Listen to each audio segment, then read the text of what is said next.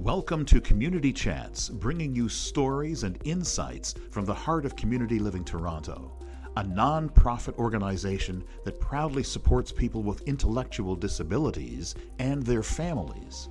We will focus on stories of belonging and inclusion and topics of interest from communities across Ontario and the world.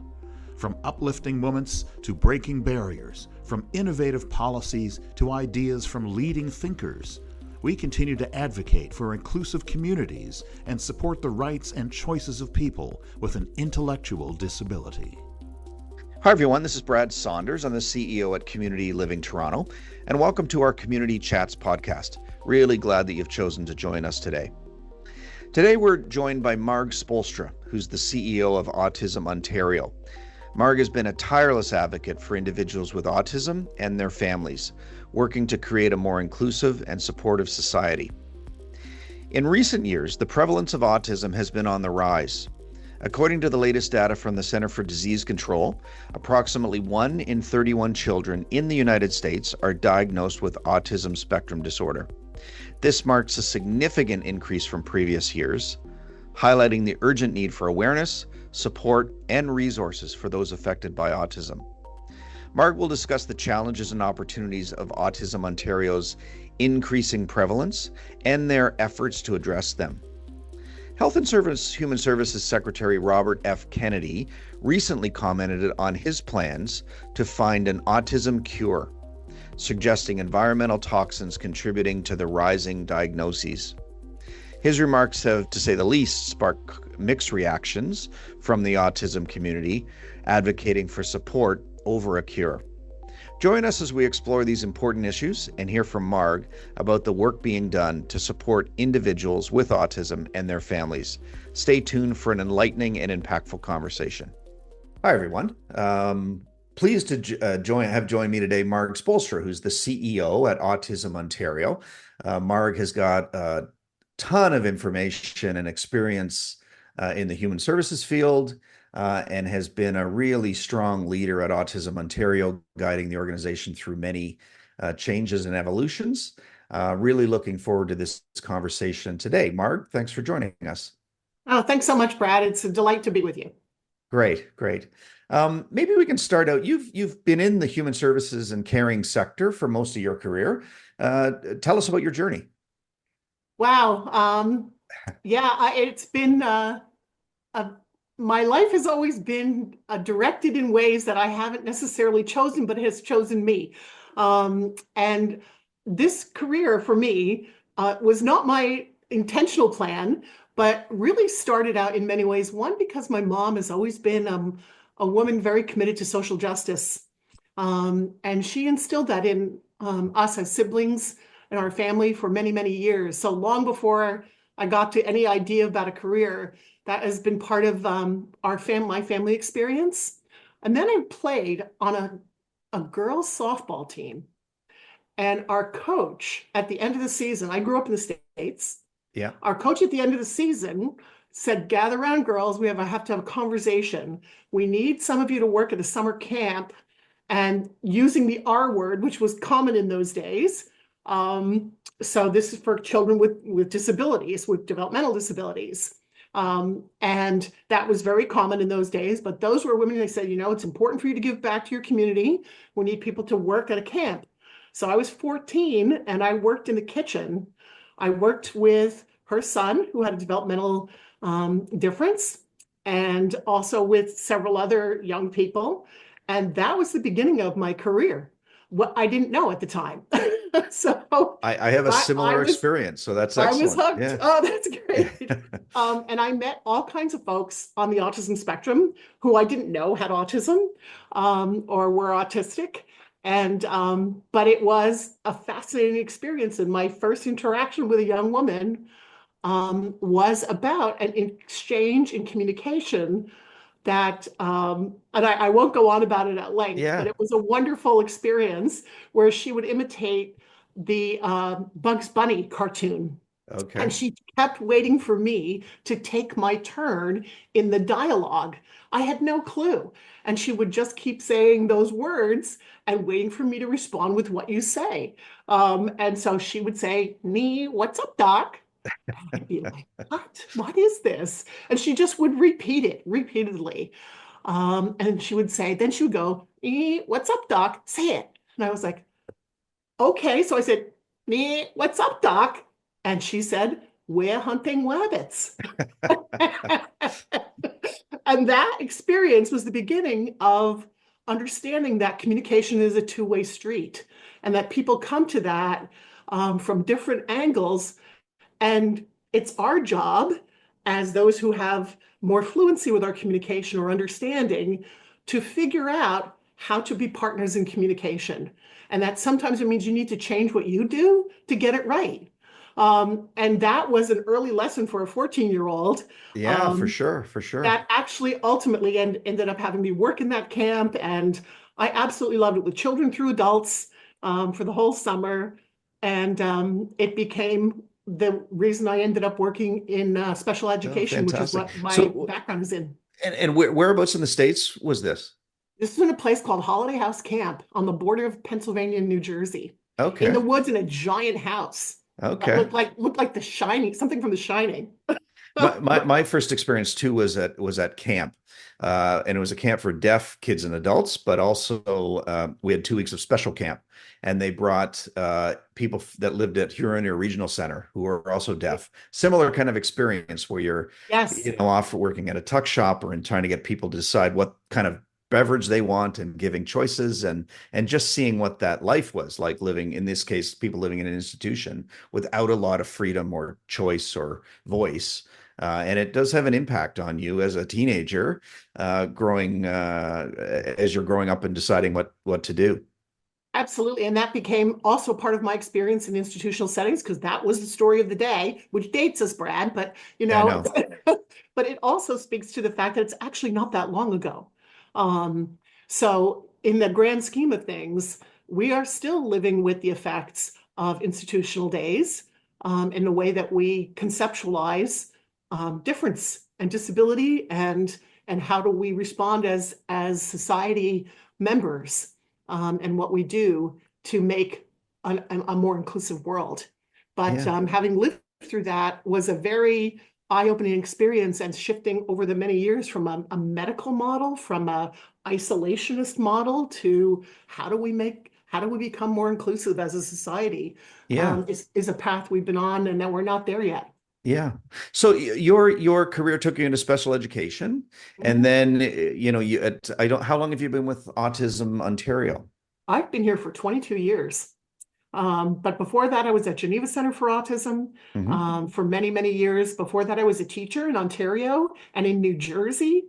I also worked in Alberta in the transition phase from deinstitutionalization to community living Okay. with all the folks who had lived the craziest lives in a institutional setting where resembles humanity. To It, moving folks out into the community, into their own yeah. homes, I and laugh, but really it's so true. Now, when would that have been the deinstitutionalization in Alberta? What year were you involved with back in the that? 80s. Okay. Yeah, early 80s. So it was and earlier even than that. But I worked at a place in Calgary and also it's interesting. I have seen some folks, it's a very small field at the end of the Yeah. day. What goes around comes around and we move and cross paths frequently. But folks who were part of that, the time of Wolfensberger's thinking, Right. and what do we think about folks and their right to self-determination. Right. And so that was amazing. But there were folks who hadn't lived in typical Yeah. human settings outside of an institution. So we had to teach what does it mean to be an adult living in a community, regardless of what your story is. What does it mean to not be told everything you do, organized in a medical model format, when you get up, when you go to the bathroom, when you eat, what you get to participate in, who controls the choices you make about your clothing, everything. Yeah. And then trying to help folks move successfully into more independent or supported independent living. Yeah. And that was fascinating times. And watching how we understood disability, how we talked about it, how we worked together as staff together with folks. It Well, was the most transformative time of my life. yeah, it sounds like you were I was involved, less so, but involved in moving some individuals out of institutions into community. And again, at that time, it was moving into group homes. But I remember we Yes. transitioned one fella who was in Prince Edward Heights near Belleville in the county. And we were told he had a toolbox that he carried around everywhere. And we were told by staff in no uncertain terms, don't ever let this guy lose track of his toolbox because he will get very uptight around not having that toolbox, right? So we had all these protocols built around toolbox. He moved with us into a home and never cared about that toolbox again. Like just never came up again.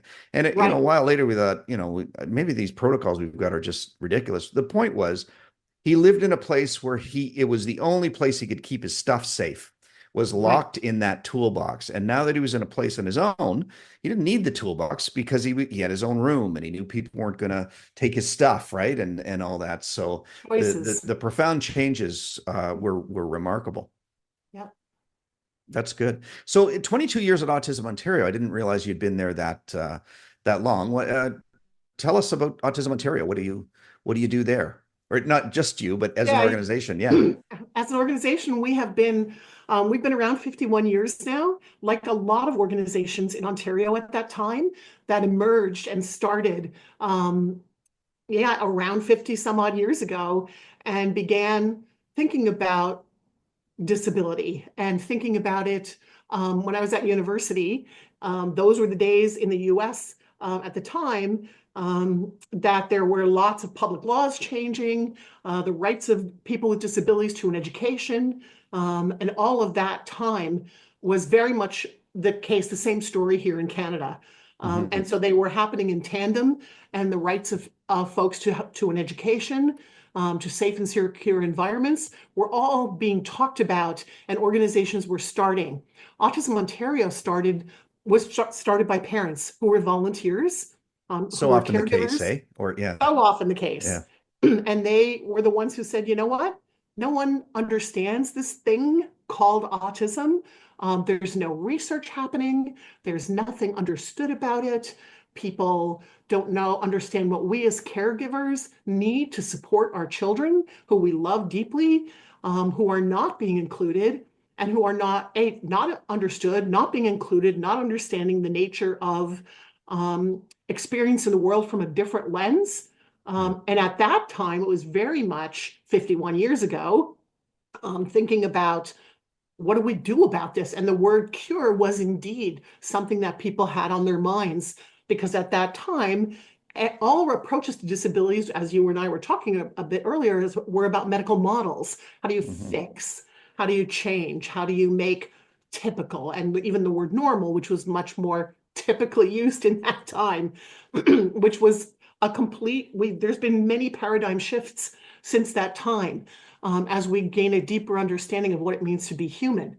And so for Yeah. Autism Ontario, that started out with parents saying, we need to change what's happening for us and for our children and for their future. Especially the greatest fear for families is what will happen when they're gone. And that So often true. drives So families true. Yeah. to do that. Yeah. So Yeah. at Autism Ontario, we had formed a number of chapters throughout the province of Ontario, and really became a very large organization of volunteer caregivers and some professionals who walked alongside them. And we're saying that we're going to help with this, and we're going to make changes in our understanding, gather more research, invest in understanding what is this, and how can we help people learn and grow in safe ways and be included as rightful citizens. Mhm. Well, autism, there's always a lot to keep up with and to learn and understand. And I want to cover a few different areas, but maybe you can start with sort of what's the current state or understanding around what autism is and what causes autism? Yeah, And so maybe, and just to give it, so with the term epidemic has been thrown around a lot, right? And I know we're going to talk a little bit about RFK's comments last week around, but there is this sort of sense that there is an epidemic, that the incidence rates is going up from whatever it was, 1 in 88 down to 1 in 36, and it's not just in Canada and the States, it's around the world. We do some work with an organization in India that's seeing similar instance rates. So what's sort of what's your understanding of where things are at right now? well, there's been a real evolution in the understanding of autism. And so each time the DSM decides to change the rules about what it means to have autism or to be autistic, and even the way that we talk about it as society continues to evolve alongside, and sometimes in pushing out from what the understood medical terminology is. And then there's also a whole line of thinking about autism being a social construct. And so what does that mean? And how do we understand that? And so I think that will continue to change because ultimately it is a social construct. But that doesn't mean that the conditions that are associated with autism, and we know that thinking about autism as its own unique thing is not as helpful to us as thinking about neurodevelopmental differences. And I would say that that has been an area of real growth for us in thinking about the intersection of intellectual differences, mental health, um, obsessive compulsive Right. behaviors, and looking at epilepsy. All of these things can co-occur more frequently amongst one another. And when we think about those differences and thinking about the neurology of why is that, and asking questions in a different way that help us to say, and what makes the most difference for folks on the autism spectrum or for that whole cluster of individuals whose neurology is a bit different. Right. Doesn't make them less human, but it makes it a different experience. And that it means that we have to think about society as a wide spectrum of human difference, and So that talk your about that a autism is bit. going to fall somewhere on there. Yeah, because autism, again, when we had started earlier in careers, it was talked about as autism, and then the sort of moved to more pervasive developmental disorder as being Yes. encompassing as autism, and now it's talked about as autism spectrum disorder. Mhm. Talk about that, or where, what, and well, just talk about that. What Yeah. what how's that evolved? So the Where are things now? terminology nowadays, we try, unless we're talking about a specific health condition where someone has come to a medical practitioner to say, I need help. So doctors need to code that in some way. And so they refer to the DSM. So until the DSM changes, the Diagnostic and Statistical Manual, And we're at the is fifth. Are we at the fifth version now? yes, fifth Okay. R. Fifth. And so, yeah, so it just means that technically as a medical condition that can be funded, so often these things are tied to funding. They're tied, that terminology, to a medical practitioner's practice of giving a diagnosis. Right. So you still hear all different types of terms. So you hear autistic, you hear ASD, you hear autism.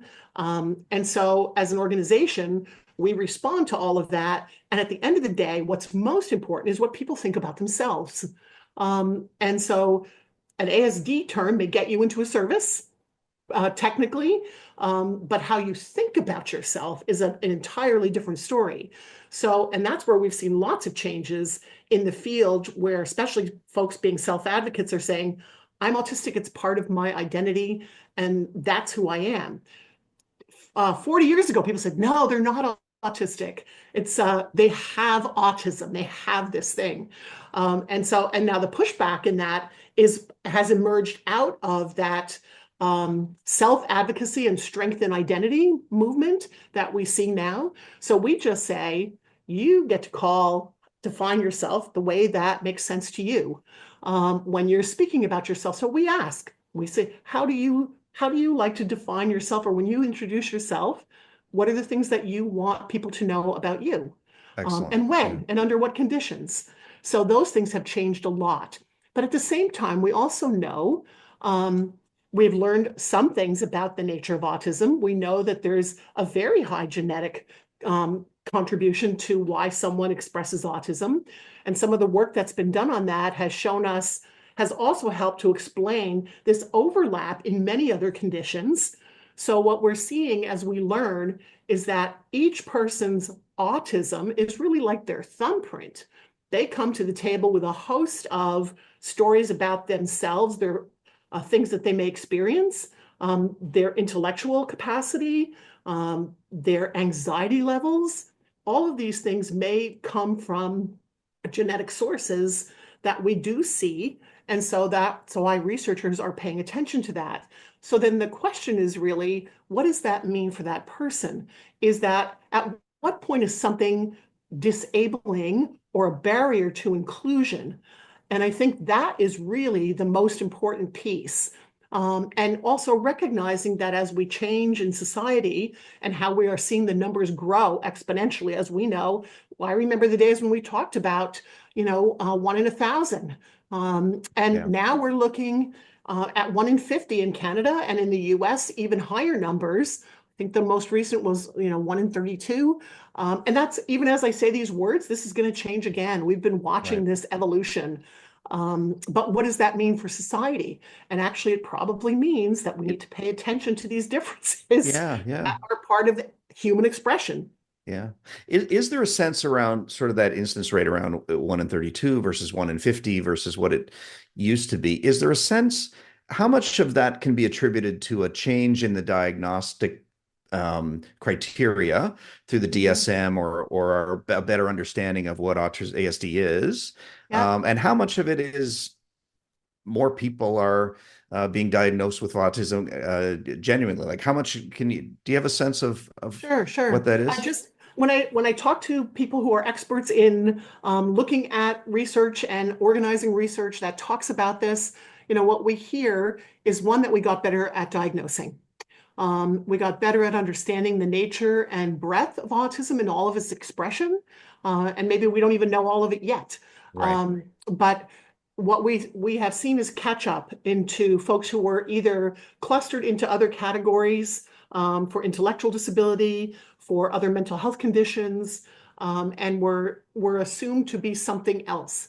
So we knew for a while, even within the education systems, both in the US and in Canada, that if you looked at labels as students came into school, someone may clearly have been autistic, but had been labeled as something else for years. Right. So then you start to straighten out based on new diagnostic criteria. You say, oh, we're going to meet with the psychiatrist, meet with our doctor or a healthcare practitioner, and they say, oh no, this kid's on the spectrum. Okay, so now you have a lot of people straightening out what was never understood fully, and you see this burst in autism diagnoses.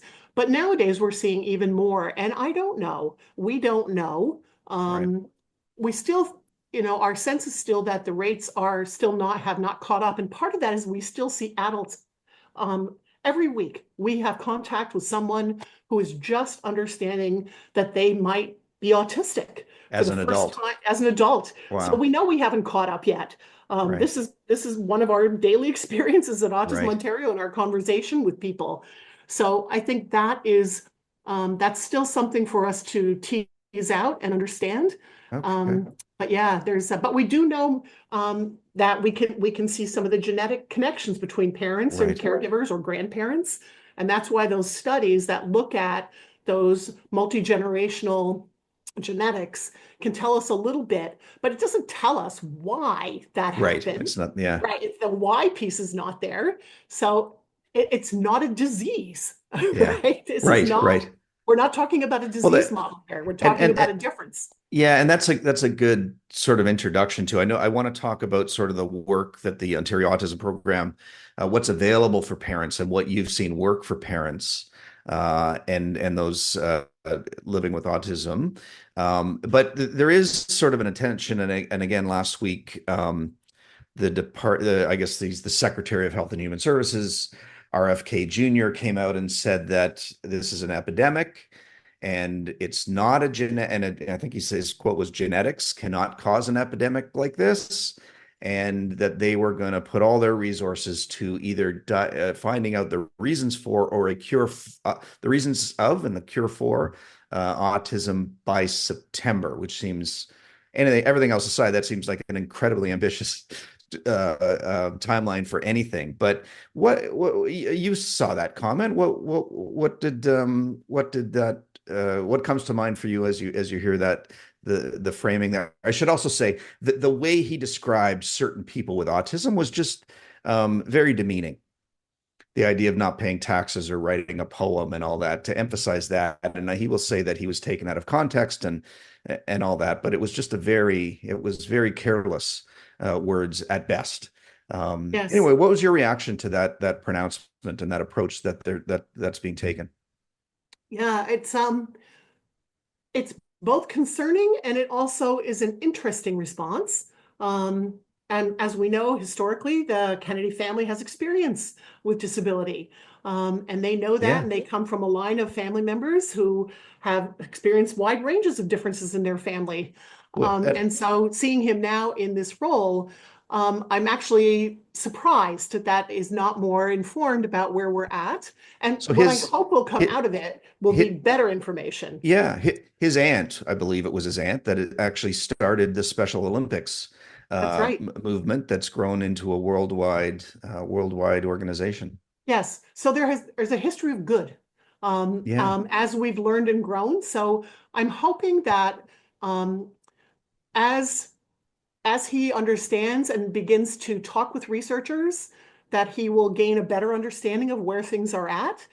If autism research isn't where your focus has been, you may simply not be informed. And I'm going to be hopeful that as he speaks with those who've been at this for a very long time, and as we ask different questions, that he'll come to know that this is a very complex matter, and that the research is evolving, and that we have moved from a direction of the words of cure from probably his parents' generation, right, and his own as a child, to understanding and then thinking, where can we actually make a difference in people's lives, and how we understand that one individual's expression. So I'm hopeful that if that investment means a conversation with people in the know in research who are asking good questions and finding answers that are very elusive, we're not going to be talking about cure at all. We're going to be talking most about differences in the nature of autism, in how people learn. And what I hope can happen, and often what some of the conversations we're having here in Ontario and in Canada is thinking about what can we know about, say, this individual and their challenges, let's say, with verbal language. We'll right. just use that as an example. Are there folks whose expression of autism, either genetically or otherwise, tell us that they will benefit from a particular approach to helping them to achieve their best levels of expressive language and receptive language? Right. So how can we do that? And what can we find out from genetics that will tell us, don't waste your time on this other approach? And that's going to cause more anxiety for this individual rather than wanting to engage and using everything that they have, that they come to the table with as a human being, to be their best selves. And that's where to me, the real emphasis should be, is how do we understand folks who seem to have similar characteristics, and that we can help them just like we do with any human being. We know kids who gravitate towards sports or gravitate towards book learning, or who gravitate Yeah, from doing things with their hands. So we start to adapt our teaching techniques and learning techniques to make that person say, I'm all in on this learning plan. yeah. And that's what we really want to see. So And yeah, any other health conditions that are co-occurring with autism that we can earlier either relieve, like anxiety, which we know is a very significant challenge in autism, that is right, often part of the barrier to participating. And it has nothing to do with being autistic. It has to do with being anxious. right. Um, Anxious about social situations, anxious about yes. change, anxious about any one of a number of things. That's right. And we've learned that often autism itself is not the challenge.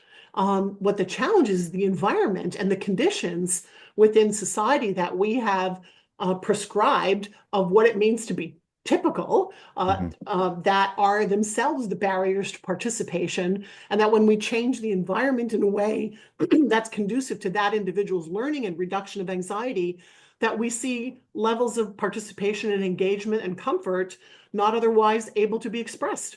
Yeah.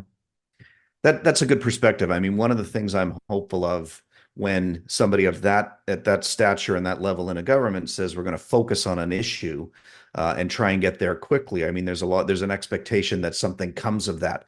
So, by the fall, there'll be something come of that. And I hope the worry is always that they come out with some representation that is inaccurate and creates there's this myth around the impact of vaccines, right? And that has led to other issues. You hope something equally as harmful doesn't come from this, that it, to your point, asks some questions, points in some directions, makes some suggestions. But so that's the optimistic view, and I'm sure maybe we'll get together when something else comes out and chat about it more. I'd love to hear your perspective. So yes, I'm looking forward to being at INSAR this week, next week, and hearing what's the impact of some of the decisions that have been made about cutting funding at the federal level in the U.S.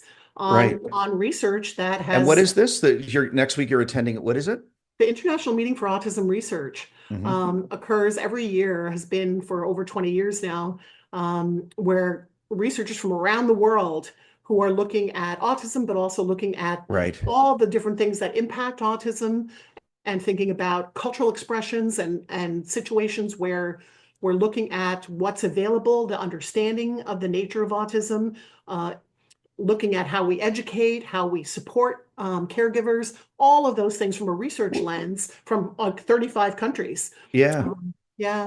So is there anywhere people can go to learn more about that? A Google term people could type in to learn more about that conference? Yes, they should look at that research? Google INSAR, INSAR. So they will see if they Google INSAR and Seattle 2025, they can find out more about that. Okay. Good luck traveling to the States next week. That's it's an interesting time for Canadians. Or I guess you're a former. Did you change your citizenship? Or you? I'm both. You're both. I'm a very proud Canadian, and also was born in the U.S., so I'm a U.S. citizen as well. Okay, interesting time to be in your situation for sure. Yeah.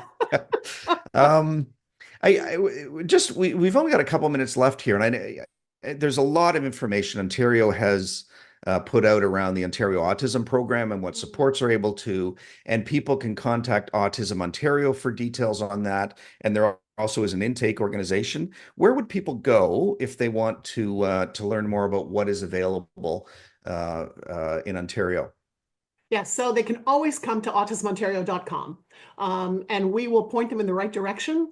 That's one of our key tasks at Autism Ontario, is to make sure people have good information that's reliable, that they have connections within their community that are meaningful, and that they can feel confident about that information.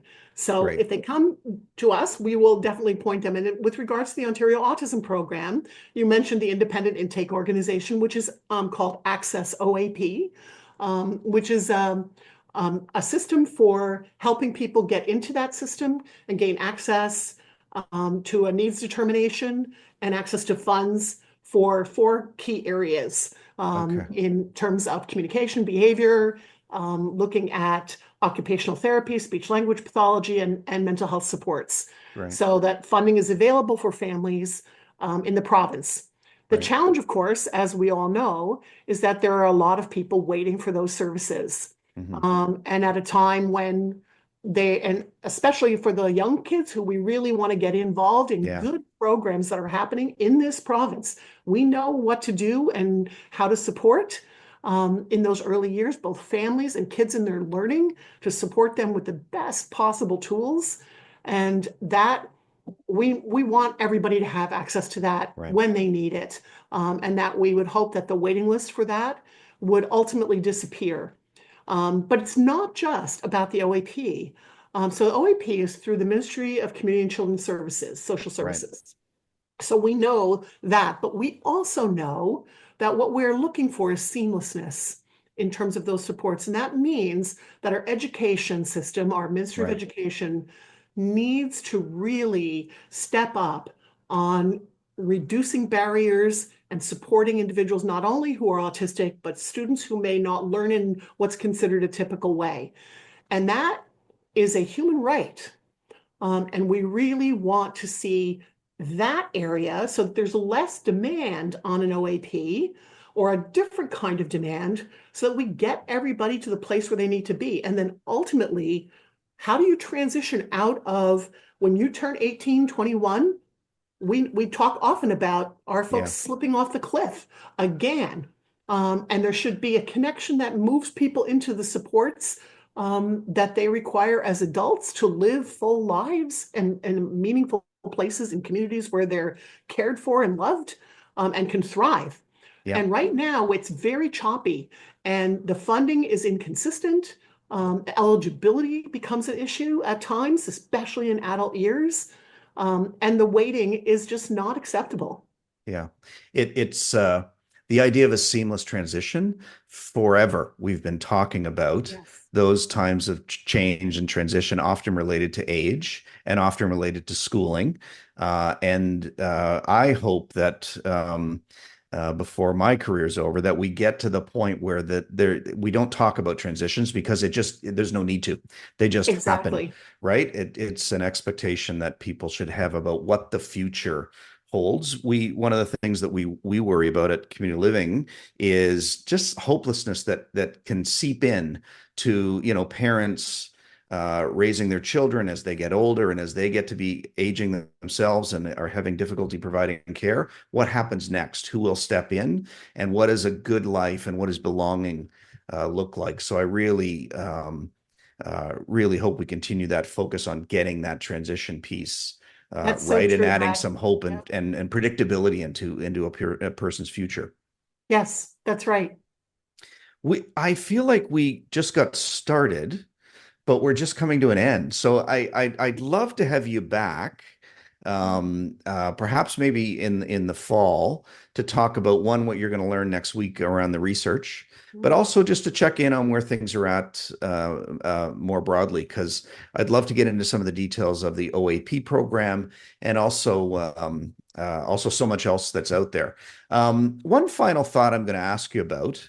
We usually ask people what belonging means to them, but I'm going to switch this up a little bit. We had a podcast recently with Sharon Grant, someone we both know who's really involved in so many things. One of the things she talked about was the importance of community and friends. Mhm. And having places where she could go, where she felt like she wasn't a burden, to paraphrase, and that her son belonged as well. What advice do you have for people who know somebody who's got a son or daughter or is on the autism spectrum, and what advice do you have for them around how to deal with making people feel like they belong, and how do you contribute yourself? Yes.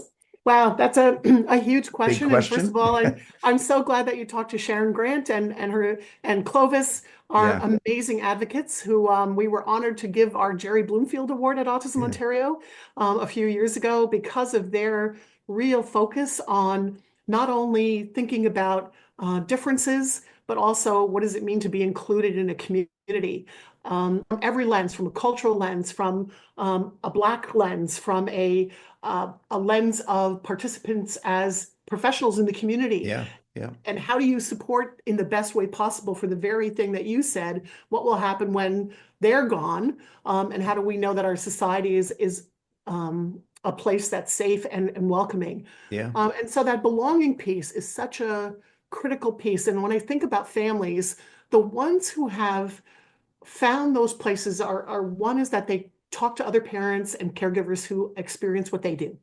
Mhm. So connections to organizations like Community Living, Autism Ontario are critical places to be because you're Sharon going to talked about her faith community, church, being and her also faith another community. place. Yeah, yeah, Absolutely. So communities that you already have in your lives and faith communities, I think, are vitally important and we have seen many changes happen within the Hebrew the Jewish faith, within Muslim, within Christian communities in church. Yeah.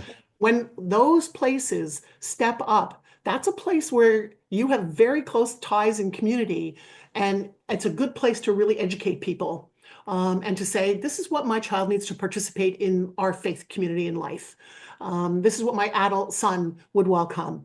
And so I would say if that's a strong connection for you, is to go there and encourage that. And those are look at the places where you spend and where you anticipate that your child or your adult son or daughter may welcome participation as well. Right. And so I think also is to establish those relationships that are not with people who are paid to be there. Right. And Elizabeth Bloomfield, who is a lifetime advocate in this field, said that many, many years ago at a conference. She said, what you need are people in the lives of our loved ones, of autistic folks, who are there because they're your friend, because they care about who you are as a person and what happens in your life, regardless of who your parents or caregivers are, but because they people care who about you. want to be there. Yes. Yeah. So, and that's not easy to do. No. But if you can start that early on in their lives, is to find those relationships, make them genuine, and to establish that so they and you have a sense of community somewhere that belongs and that can outlive you potentially. Yeah. Those are critically important times. And also really to connect with the organizations who get it, other families, and also with healthcare practitioners who can understand that, for instance, something that we know is that sometimes we see epilepsy develop in the teenage years in autism, so that who can tell you that's not unusual, and who can provide reassurances and who can also push back against much of the misinformation that we see online about the nature of autism, about what you might be experiencing, and to get access to factual information so that you balance both facts, caring, supports in a place that makes you feel confident about belonging in a community. Great way to end. Marg, thanks for everything that you do with Autism Ontario and the organization. It's such an important part of the system of services that's available in our province. Great leadership and great impact that the organizations have. And thanks for spending some time with us today. Thanks so much, Brad. I hope you found the conversation with Marg both informative and inspiring.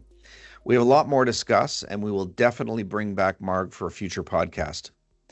As we continue to navigate the increasing prevalence of autism, it's crucial that you stay informed and engaged with the latest developments and support systems that are available. Marg's insights have shed some light on the importance of advocacy, inclusion, and the ongoing efforts to improve the lives of individuals with autism and their families. Remember, your involvement and support can make a significant difference. Stay connected with Community Living Toronto for more discussions on vital community issues and ways that you can contribute.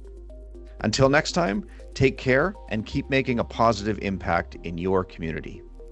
Don't forget to join us next time as we unpack the power of community through collaborative initiatives and shared experiences. Available on Buzzsprout, Spotify, Audible, and YouTube. Follow us on social media at CL Toronto. Let's chat, share, and spread those good vibes together. We hope these discussions will inspire you and give new ideas to add your voice to our mission of making our communities and neighborhoods inclusive and welcoming.